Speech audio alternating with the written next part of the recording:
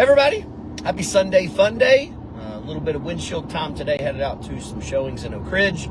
And want to talk about something that, a question I get very often, and I kind of just take it for granted. One of those things that, when you're in the industry, you don't really think about it. You just kind of know it and makes sense to you.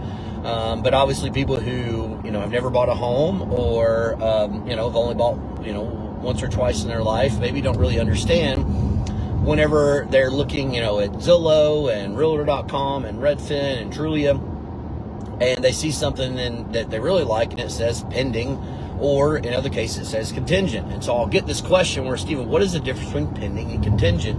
And for the purposes of me as a real estate agent and how it goes in the MLS, imagine this, right? Every somewhat good sized area has their own MLS.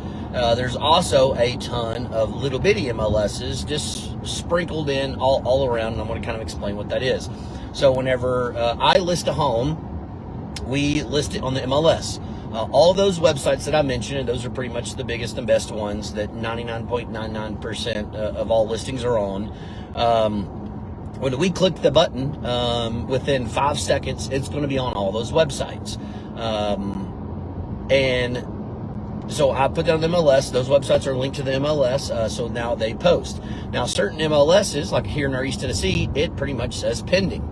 Some MLSs will say contingent. It means the same. Also, certain websites, even though I click pending on my side because that's my only option, it may show up as contingent because that's how that website pulls it. It pulls all pendings and it just flips them into contingent. So whenever you see pending or contingent, just know it means the exact same thing. The home is under a written and binded contract. That's what it means. Now, is there a potential for it to fall through? Yes, absolutely. I know I think it was 2025 that basically 30+% of all contracts had a fall through. That is a tremendous amount, and I would say the large majority of that's due to inspection. It doesn't mean that the home failed inspection. There's no such thing as failing an inspection. People get that kind of mixed up with the appraisal. But can a home have a bad inspection? Yes. Can a home have a good inspection and a buyer still be unreasonable and ask for a ridiculous amount of stuff? Yes. Can a home have, an average inspection and a buyer asks for very reasonable things and the seller be unreasonable and also say no? Yes, absolutely. That's why you have fall throughs. So you could typically see pending or contingent, and then you can see a couple different line items off that, right? Pending inspection, right? A lot of times when we click it, it will say, that is a line item that I can click and say pending inspection. Well, the odds are that the agent throughout the entire contract is not going to change it and update it. It's pretty much going to say pending contingent, on inspection, or pending inspection until it closes, and then it'll be closed. So don't look at it and be like, oh, they're still in the inspection period. Odds are the agent's not updating it.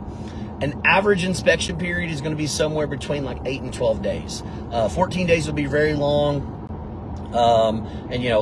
7 days would be kind of on the shorter side. So just think of that. If you see a contract go, look at the date on there, and if it's within those first kind of 10 days, odds are it's still with that inspection period. So that's when the highest chance of a fall through. After that, it pretty much goes to mainly the financing side of things. And again, an average contract is going to be about a 30-day close. We've closed some, and I think we just closed a VA one a couple weeks ago in 15 days. Crazy. But whenever everybody's on the same page and everybody's trying to make it happen, and you got good vendor partners on the lending side and the title side, right? You can make those things happen as long as the buyer's able to get the paperwork in. So that's what it means there. And you also see, pending financing. Again, all that means is, the buyer's getting a loan. They're already pre-approved. They would not accept an offer if they weren't pre-approved. And then the one that actually you can pay a little bit of attention to, it's called pending or contingent first right of refusal, or it may say just right of refusal. What that means is that the buyer who is basically buying the house, odds are, has a home they have to sell. And so the seller can actually still entertain other offers. So this is when you can come in and give an offer. Now, that's going to be a written document they've put together that we don't have access to, meaning that, hey, us representing you as what wants to be the new buyer coming into the picture. So I don't know what it reads. I don't know the stipulations. But odds are it's going to say something like, hey, if the seller gets a better offer that they like to take, they will give the buyer usually 24 or 48 hours to remove their home sale contingency, meaning move forward and buy the home without it, or they can walk away and take the new offer. Now, I think I've only ever seen this done one time in my career. It's kind of like a baseball unwritten rule a little bit.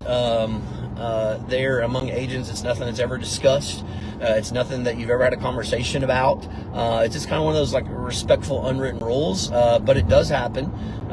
It's just a very, very small chance of it, because odds are, and this is how we're typically negotiating, is when the buyer's home goes under contract, then that right of refusal basically can't be enacted, right? Because that would be kind of shady, and you end up with somebody being homeless at that point.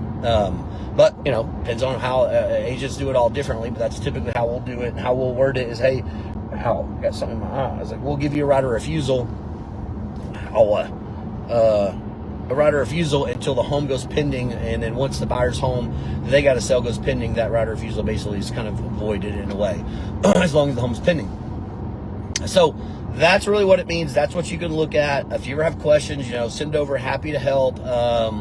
But our MLS rules, with basic, I think it's 2 or 3 business days. I'm just going to say maybe 3 business days from the time that you accept a contract, the home has to go pending on the MLS, or you could be fined. We as agents also have to post all of our listings on the MLS, usually within 24 hours of starting to market it.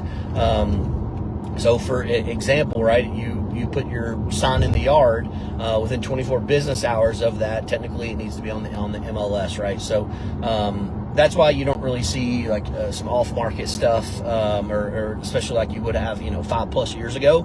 Doesn't really exist anymore. But wanted to make a video kind of sharing that, explaining that. Basically, they mean the same. When you see them, just know the home is under contract. The only one you can really do anything on. You can always put backup offers in. We typically don't recommend it. But anytime you see something there and it says right of refusal, at that point, you do have a little bit of room potentially to come in and actually get that home if you really like it. So if you have questions, holler anytime.